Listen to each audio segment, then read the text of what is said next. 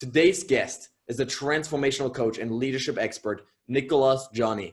For the last 50 years now, Nicholas has explored personal development through many lenses.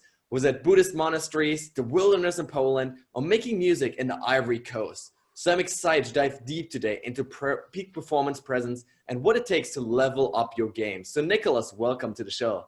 Thank you, Max. Great to be here. Now, I told you before we started this already, is you have this presence and this stillness and this calm around you that really attracted me, and this why I wanted to get you on the show. So what does presence mean to you? Great question. So the simplest definition I can give of presence is multi-level connectedness. So connectedness to all parts of who I or we are. So that means connectedness to my body, connectedness to my emotions without condition. We need to talk more about that. Connectedness to all parts of my mental capacity, right brain and left brain. Connectedness to my passion and purpose. And all of that held in a connection to a much deeper, basically a more transcendent space. So that's like the fifth. I use the model of the five elements: earth, the physical; water, the emotional; air, the mental; fire, the purpose; and ether, which is the invisible element, which contains them all and is the connection to a deeper stillness or emptiness. That's true presence. Wow. And true presence means I am here and I am available. In that simple sentence, there is a profound meaning, because I am available means I'm available to relate to the world. I'm available to feel you. I'm available to feel my environment. I'm available to receive higher levels of insight, and so on. I am here and I am available. And I believe if we really choose, we are on a lifelong journey to the deeper and deeper experience of that. And, you know, we were talking about the IMD. I was there last week, and one of the delegates said, on the second day, she said, you know, Nicholas, this is the first time I really understand how we misuse the word available and what the deeper meaning is. Because we have it all the time on WhatsApp. I'm available. No, not really. And, you know, the other thing, Max, that I see more and more is that we live in a myth of connectivity that actually covers the fact that there is very little connection. And that leads to a lot of what I call the culture of absence, which is a culture of absence. We normalize that. We normalize that we talk to people, but we don't feel them. We normalize the fact that we're not embodied. We normalize the fact that we don't feel nature. It's normal. Until we wake up and we realize what a small reality we're living in, and that so much more is possible. That becomes then a culture of presence, but it's multi-level connectedness.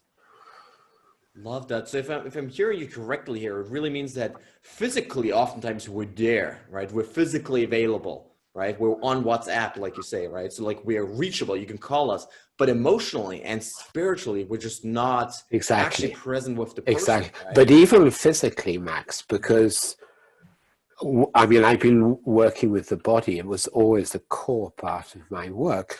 And, you know, it's like if you go to a gym, most of what you see is people doing stuff to their body. That is not the same as being embodied.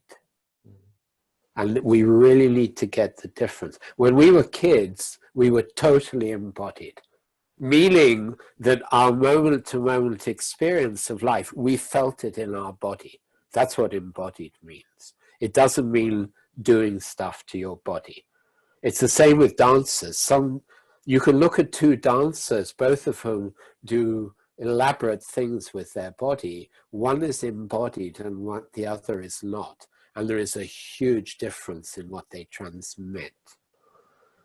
So it's the work with the body. That's why disciplines like yoga, qigong, all of those disciplines are so important, because they open us back into our body. You walk out into the street after a good yoga class, and in that moment you're in a different reality, because your whole system is more awake. That's what being physically available means. Love that. So I think this is so important to not be checked out, right? And that's Exactly, I think what you're exactly. referring to, right? It's like when you're at the gym or when you're running, you have music in there to distract yourself. Exactly. Or You people always do things to distract yourself, to get away from that Exactly. feeling that I have in the moment, because it's unpleasant sometimes, right? It's painful sometimes. And so people want to disconnect and they want to get rid of that. That's very true. Yeah, and here we need to look a bit deeper at exactly the way you say it, because one of the main reasons we check out, I believe, is because we're all of us carrying levels of unintegrated emotional experience that we had to exclude because they were too much or too painful or not acceptable. We had to. And we stay checked out because there are very few environments where we can be emotionally unconditional. And I'm not talking about, over dramatic expression. I'm talking about being able, like in a leaders team meeting, it's a very high culture where people are allowed to say sometimes, I feel a lot of fear right now. And the leader doesn't try to fix it, doesn't analyze it, doesn't try to change it, just probably says, I think we're probably all feeling that. Let's just acknowledge that. That's what's needed. We don't have to go into drama, but we have to include exactly how we're feeling. And very, very few cultures do that. We're so phobic about emotion. Yes. And we also, we carry therefore totally wrong beliefs. Like most people believe fear blocks us. If I ask in a group, how many of you here believe fear blocks you? Everyone puts their hand up, but it's not true. What blocks us is that we block fear. What do you mean by that? Well, what I mean is that let's say we were working together and I was coaching you, and it's obvious that we touch a certain level of anxiety in you. We all carry different types of anxiety, and you feel safe enough to just feel it, to stop resisting it, to stop trying to fix it, but just to let that feeling, because you feel safe enough. What will almost always happen is you'll get much more embodied, like your energy will open, usually down, and suddenly you'll feel much more integrated. So fear didn't block you, on the contrary.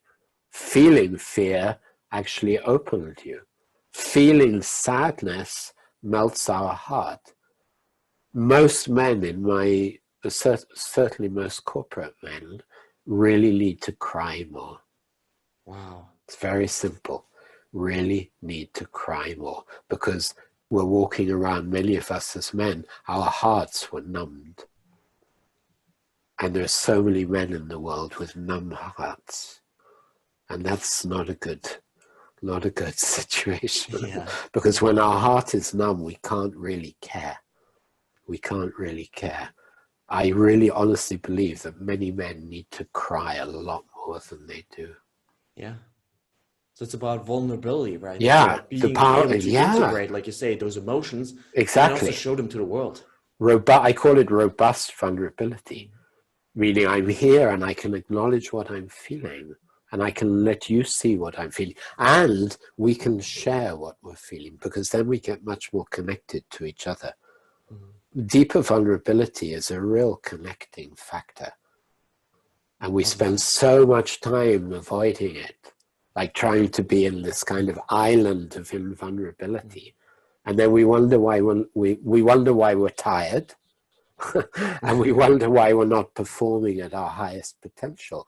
You know, it's really interesting in leadership teams I work with, very often when finally, and it may take 2 days, but let's say the group can sit together in small groups and just acknowledge fear. You know what happens? Almost immediately, suddenly a whole flood of new ideas come in. Wow.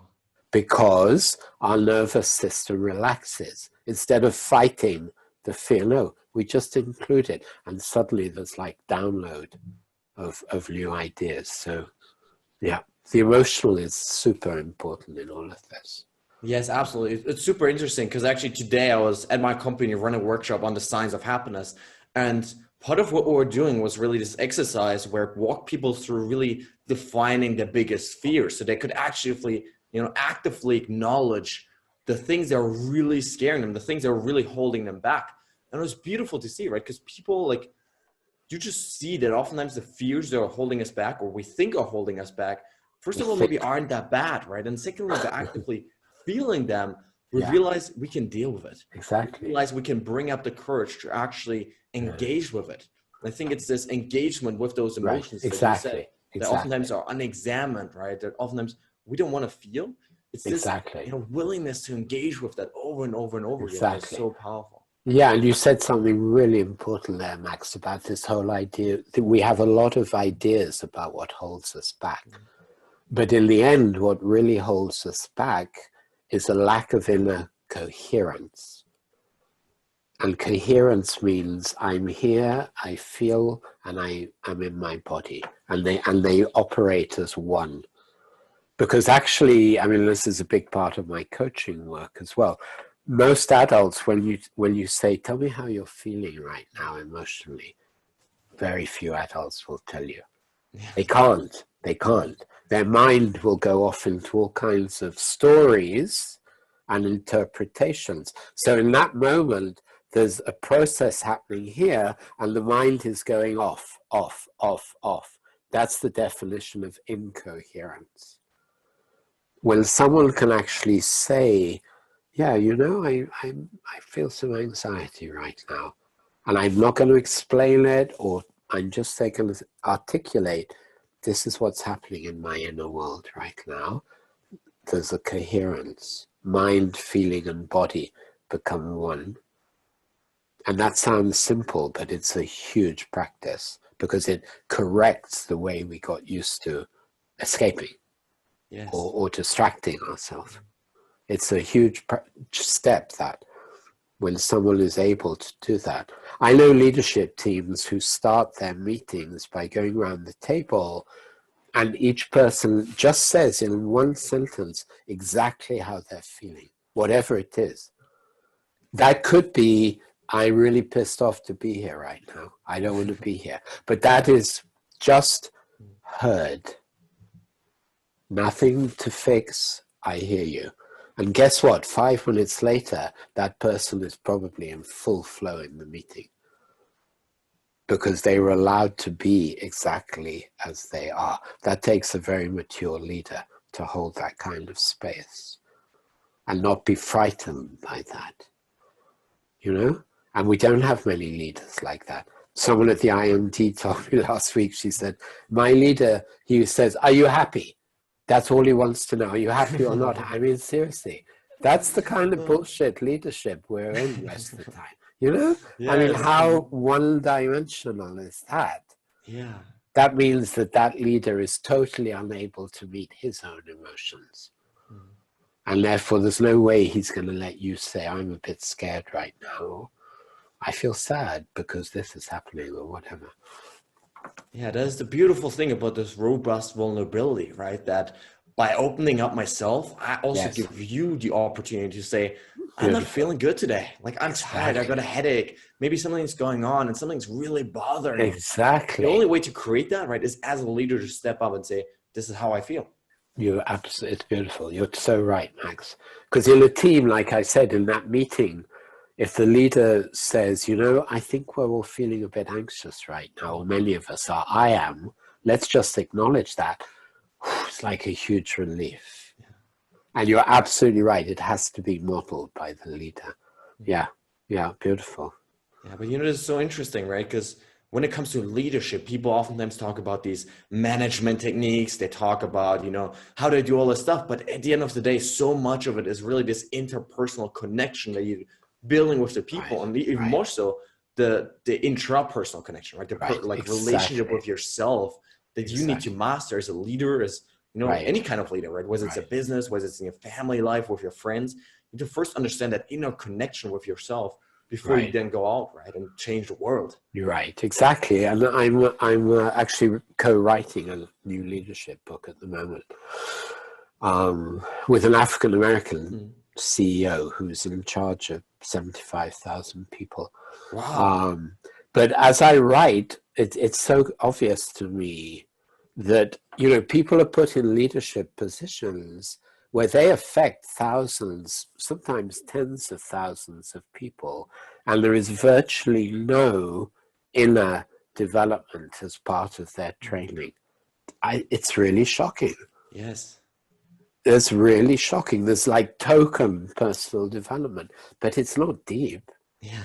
It's not a deep path of knowing yourself, developing yourself, and it's crazy. And you're going to affect tens of thousands of people. Yes, very true. And this idea of also emotional contagion to me is so interesting. Right. That how I feel also affects you, right?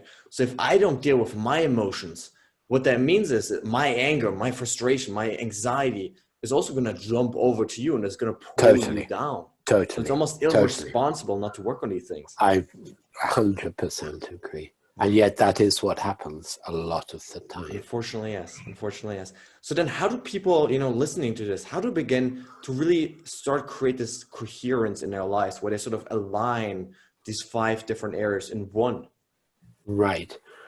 Well, that's a very big question. Yes, it is a big question. I probably but it's great. I mean, there's a lot to do, but just to give people so the first thing that comes to mind is because there is some work we can do on our own, but there's a really, really important part of this developmental work that we need to do in community, even with one other person. But so one of my responses as you asked me that was, we all need to have small groups, let's say, to start with, where we can hold the space for each other to be really authentic. That's a really important resource. I have 2 such triads where we meet regularly and we hold 25 minutes for you, 25 minutes for you, 25 minutes for me, because we know how to do it. And we're not trying to fix each other.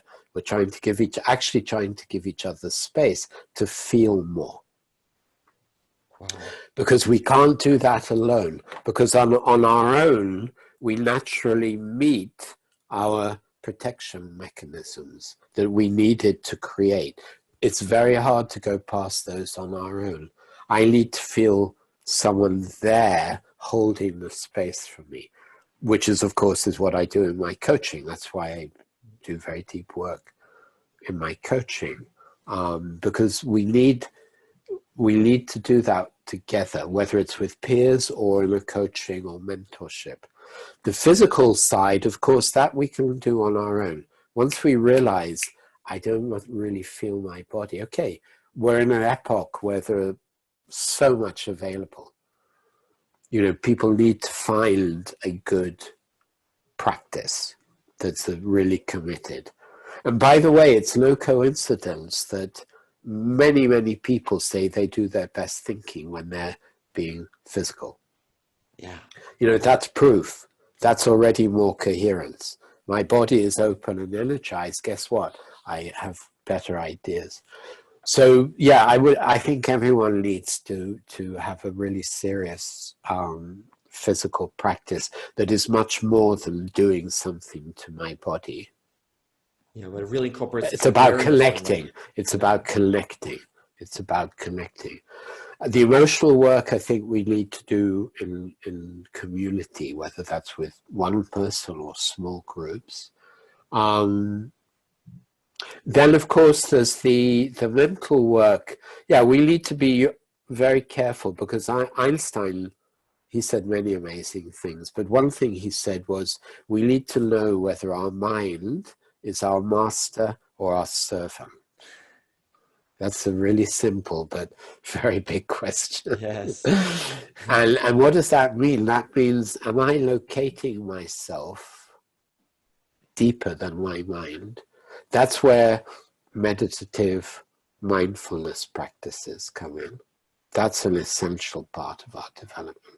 Essential, because that loosens my whole structure and my whole limited perception. There's a very beautiful metaphor in the Jewish mystical tradition where they say that if you open the page of a book, any book, you have all the black letters, but you also have a white page. And really the fixation we're in a lot of the time is that we're only engaged with the black letters. So the whole point of a meditative practice is that it opens us to the white page. And little by little, not just during our time meditating, but that little by little we walk through the day being able to be in both. That's a mastery practice, that I'm fully engaged horizontally, let's say, but I also have this kind of vertical. Rumi said it beautifully. Rumi said, live in the nowhere that you came from, even though you have an address here. Isn't that a beautiful sentence? And that's, that's really deep. And so having a very serious mindfulness meditation practice, which I teach a lot, and I teach people what are the little mechanisms as you go through your day that keep at least a first level of that white page open. And one of those practices is to keep an awareness in my body. An awareness, not a thinking, that whatever I'm doing, whether I'm sitting, walking, in a meeting, that I learn to have like an inner sensing of my body open. So I notice my breathing, I notice my legs, I notice my inner space. And to keep that open more and more is a very transformative practice while I fully engage. That's a big part of being more available. Because being available doesn't mean I'm out there like that. Being available means I'm here, and I receive the world. I receive you, I feel the world because I'm here. And a big part of I'm here is I feel my body. So these are simple but very transformational practices. Another beautiful image that I received a long time ago from my Zen meditation teacher, he said that at any one moment, we're either on a forward circle or a backward circle. And if we're on a forward circle, get off it. Because a forward circle means I'm coming up and out of myself. A backward circle is it's like I'm coming back to base. Metaphorically, but also physically. Most people are energetically up, and they don't realize it. So, but coming back down, feeling my body more. So I work a lot with people on this. And then to keep this idea of, it's like a check. Am I on a forward circle in a meeting? Or am I on a backward circle where I feel here? And then almost automatically, there'll be a little bit more white page. Now, we can, the white page is a very deep dimension, because ultimately the white page is eternity. That's a big word to bring in, but yes.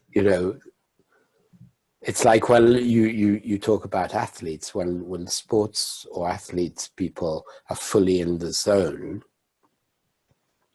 one of the ways they always describe it is they feel they have all the time in the world. That means that without, I don't think they realize the full implication of what they're experiencing.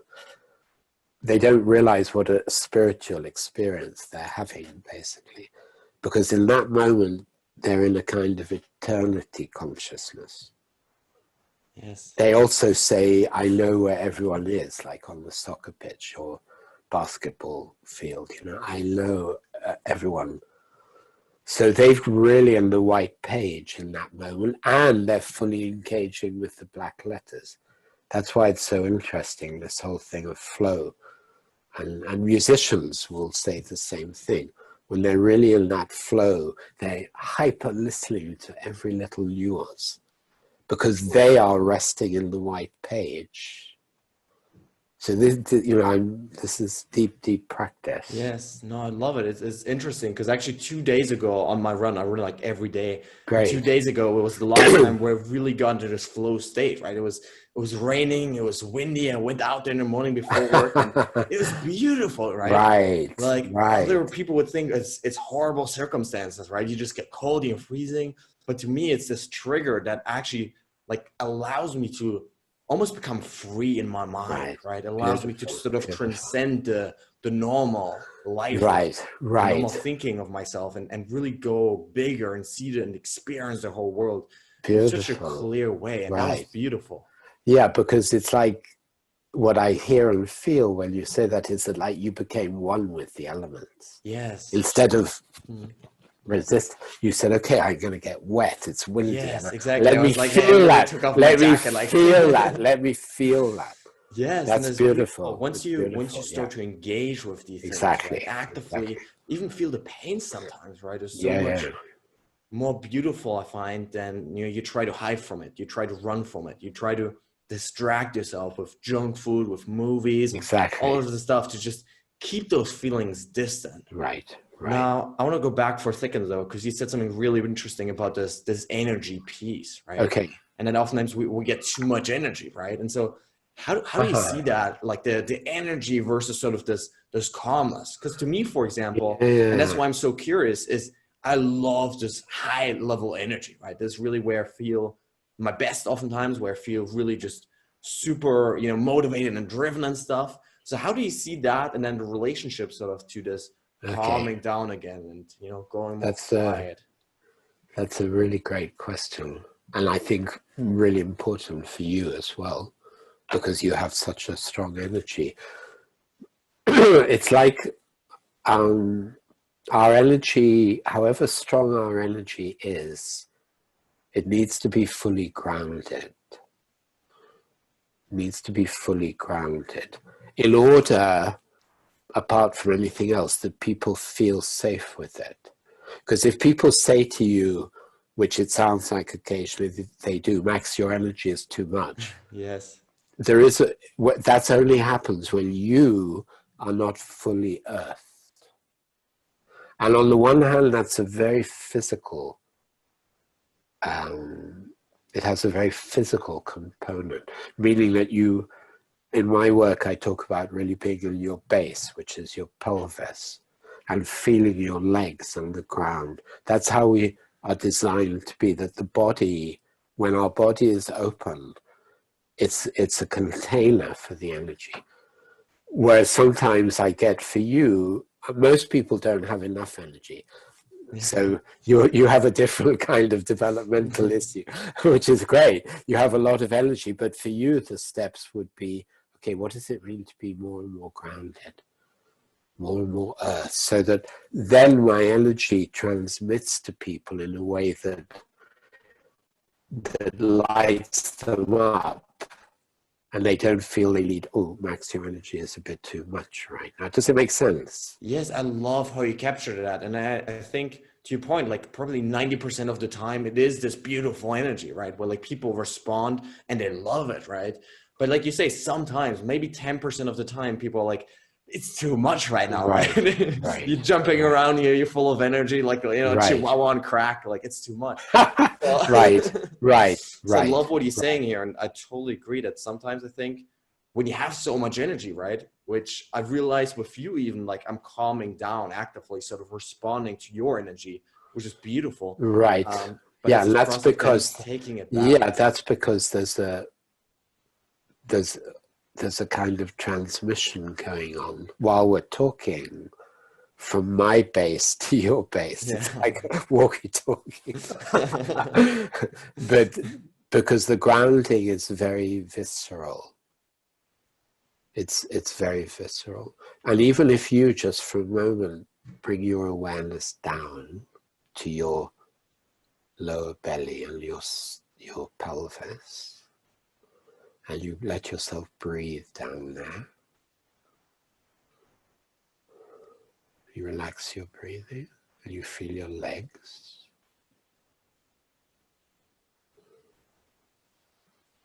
Right.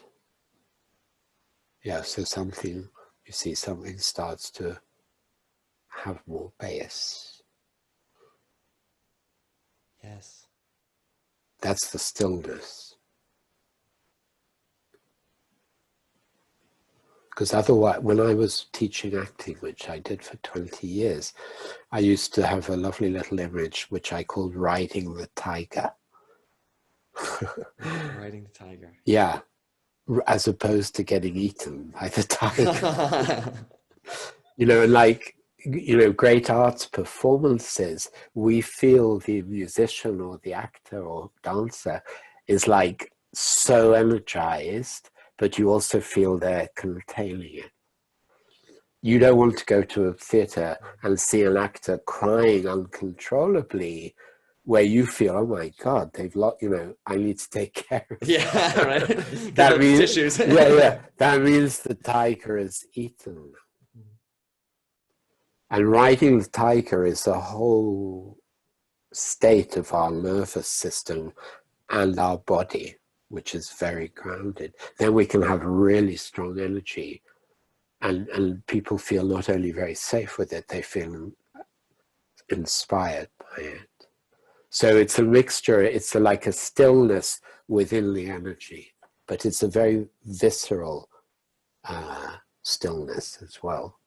I absolutely love that. Like even in that minute when I was just quiet and focusing on my breathing, right? Focusing on my legs, like even there I could feel like I was really taking that in, right? And calming down. It was so beautiful, right? Right. And I think that is such an amazing thing that like it happens so quickly. Right. You don't need to go out and meditate for half an hour. No. You can literally do it sitting at your desk at work, right? In the train station, whatever it is. And that is so beautiful. And that's also, that's also a beautiful example of, because we're very connected right now, which is also why it can go quicker, because we're very open in our contact right now. Yes, for sure. Now I want to switch gears here a little bit. Sure. I talked about lots of great stuff, but I really, as I promised you, I want to dive into your story. Because I think there's some really cool stories, ideas in there, right? And so you had these big leaps oftentimes in your life. Yeah. Looking at it from the outside, it's like it goes away from this calm and stillness more into this adventurous mode, right? Totally, yeah. I did a lot of crazy stuff. Yes, you really uprooted your life, moved to the other side of the world. Exactly, literally, yeah. Because it all started for me age 16. And it was like, I don't know, looking back, a friend of mine at school said, my grandmother is a Buddhist nun.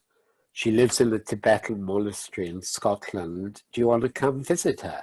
Yeah. And we thought, yeah, why not? A bit of a laugh, age 16. Yeah, right. You don't take it seriously. No, up we go. It's all very exotic. It's now a very famous place. Then it was one house. But anyway, in the middle of that week, I was sitting in our room and I was just reading a Buddhist text without any particular intention. And I think it was literally in one moment, it was like this huge curtain opened.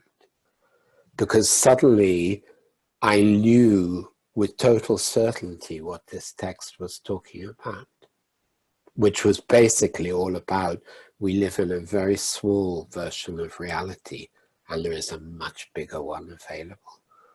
And it was like there was no going back after that. So obviously at age 16, that was a lot to digest. And, you know, that set my life, basically. That set my life on a kind of hunger to really explore that more and more, which is why whenever I met someone or something that I felt would really take me further, I just went for it, even if it meant dropping everything. Yeah, which I did on, you know, on several occasions. So, and then there was a point where I realized I came from an artistic family, so I was always going to head into the arts. And my father was a famous film producer, so I didn't want to go into film, but I chose theatre almost by default. And then there was a moment where I encountered my great Polish mentor, and that was like, oh, wow, thank goodness, here's someone who makes theatre into such a deep spiritual path. And that was like 20 years of work, really exploring what happened when the actor completely opened, when all the actor's systems, body, emotion, imagination, opened and became one. And, you know, that was amazing work. And what would happen in the rehearsal room was like these epic kind of moments of intensity. Yeah, so, and then there were, you know, there was music in Africa. That was a big thing as well. And Japan, and then studying with the Hawaiian kahuna. There was a point where I was in London and I heard a friend of mine speak on the phone, and he said something about kahuna. I'd never heard the word. And I said, what was that? And he said, oh, there's this Hawaiian spiritual master visiting London. He's giving a talk next Wednesday. And I said, okay, can I be there? It was in someone's house. Wow. And this guy, you know, the moment I heard him talk and he demonstrated his body work, it was like, whoa, I need to study with this guy. So a month later, I was in Hawaii. Wow. So what were the things that you learned from these different teachers about theater, about, you know, breath work, about artwork, about life that really inspired you? It's all come together now. So I'm trying to find a simple way to say it. Basically, it was always an exploration of totally different modalities of perception and of experiencing the world. Now I see it very simply, but you know, the best simplicity is the result of years. Yes. Because now what I see and teach is that there are literally two dimensions of reality. There's the conceptual dimension, where we think about everything, and as Einstein said, our mind is the dominant modality, and that's mostly what we're in. But there is also an energetic, felt, sensed part of reality, and we need to loosen the grip of our conceptual mind, not to throw it out, but most people need to bring their feeling body up to the same pitch as their mental body, because then we're in our real potential. Because in my feeling body, I can feel you, I can feel your energy very precisely, very precisely. It's not psychic. That's what our bodies are meant to be able to do. We're meant to be able to calibrate the world in a sensory, felt way. And then when my thinking body combines with that, then I'm in true potential.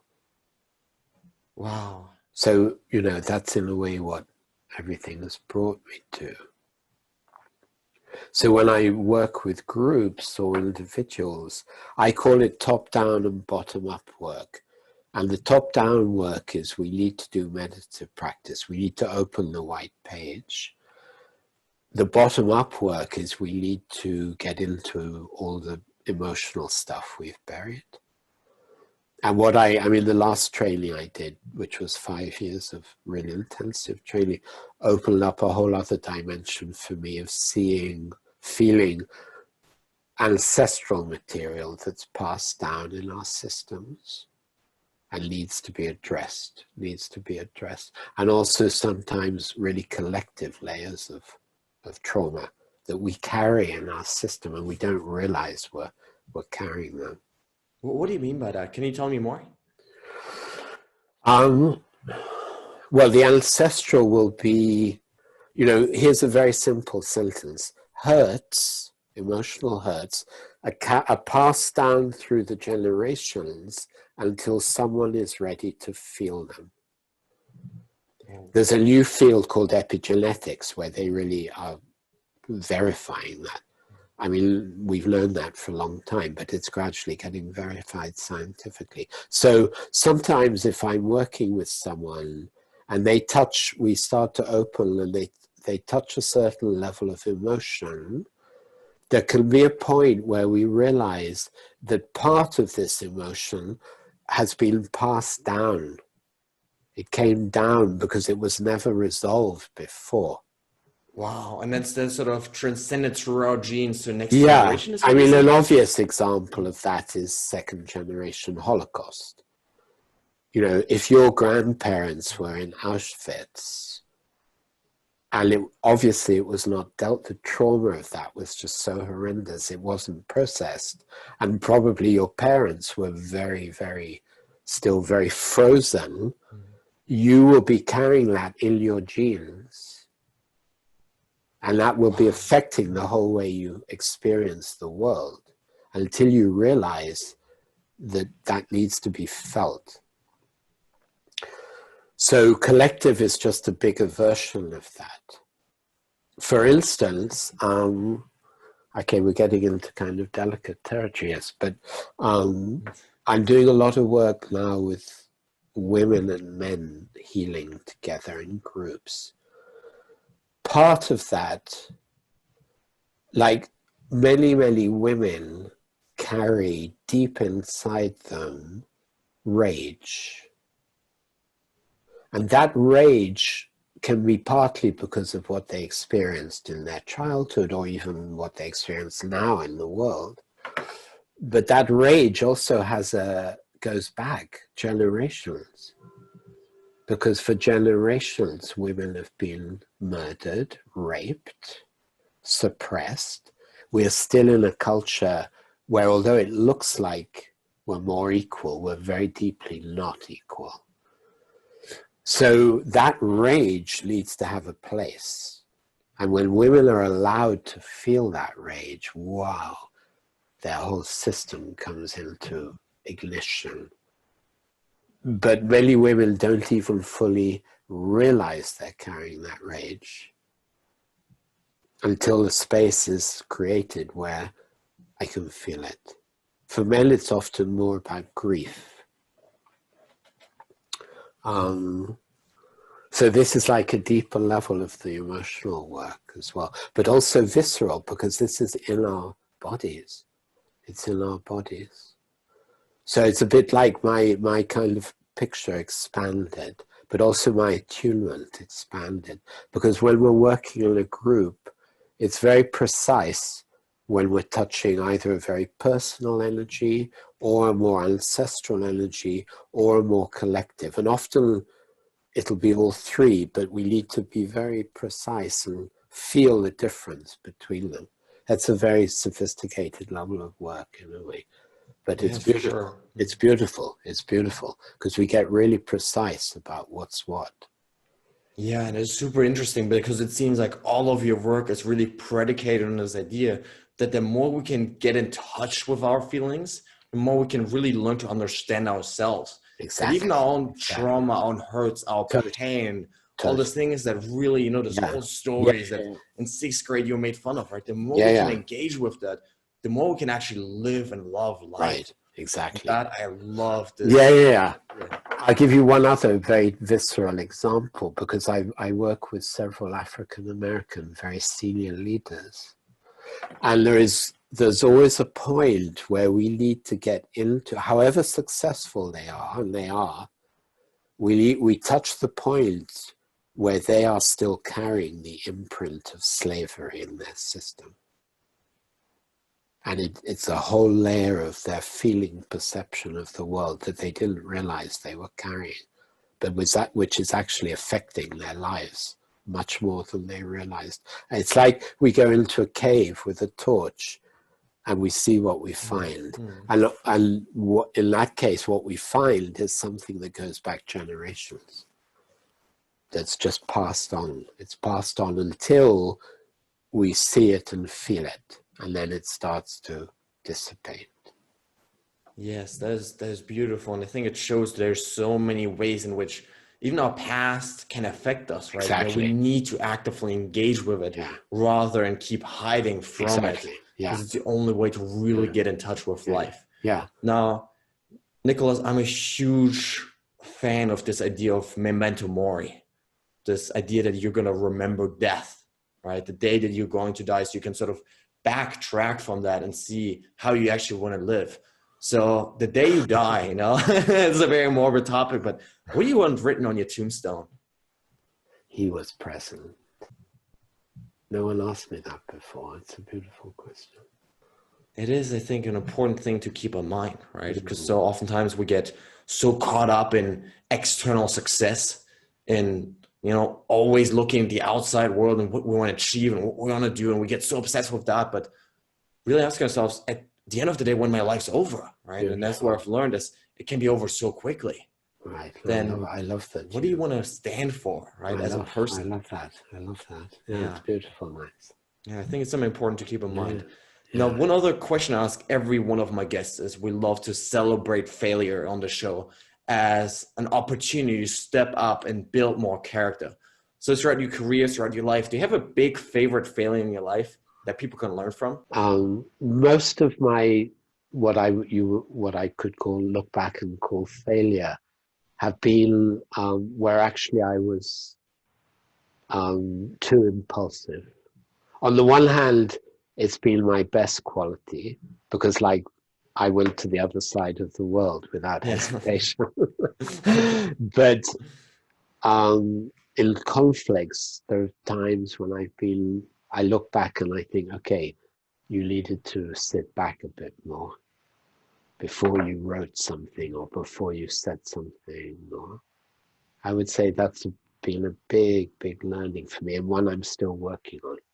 Yeah, it's a continuous process, it's right? It's a continuous process because I have a lot of energy, and I also have a lot of, on the one hand, I think one of my highest qualities is my devotion and my non-compromise.